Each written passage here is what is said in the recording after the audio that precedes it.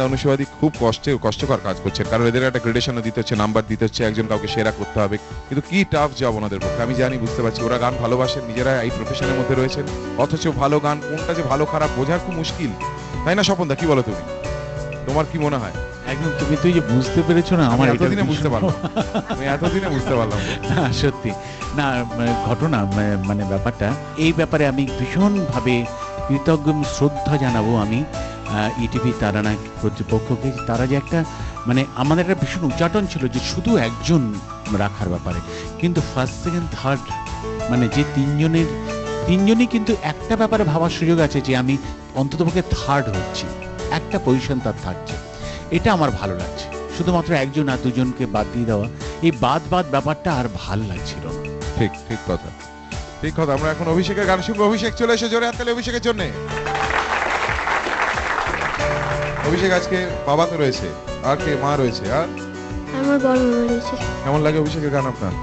অভিষেক তো ভালো গায়, মানে ভালো গাওয়ার চেষ্টা করে, এখন তো সবে শুরু, এখনো অনেক বাকি। তো ইটিভির কর্তৃপক্ষ A to Z সকলকে কৃতজ্ঞতা জানাবো এই সমস্ত ছোট ছোট ছেলে মেয়েদের এইরকম একটা প্ল্যাটফর্ম করে দেওয়ার জন্য। জানি না ও চ্যাম্পিয়ন হবে কি না, সেটা বড় কথা নয়। ও যে আজকে টপ 3-তে এসছে, আমরা মনে করি এটাই যথেষ্ট। ফার্স্ট সেকেন্ড থার্ড যাই হোক, আমরা স্পোর্টিংলি এটা মেনে নেব। Best of luck Abhi. Wow, lovely, well done, thank you. কি গান গাইছো? আমি জুবিন গার্গের গাওয়া মন মানে না। মন মানে না, মানে না, মানে না, মানে না, মানে না, মানে না, মন মানে না।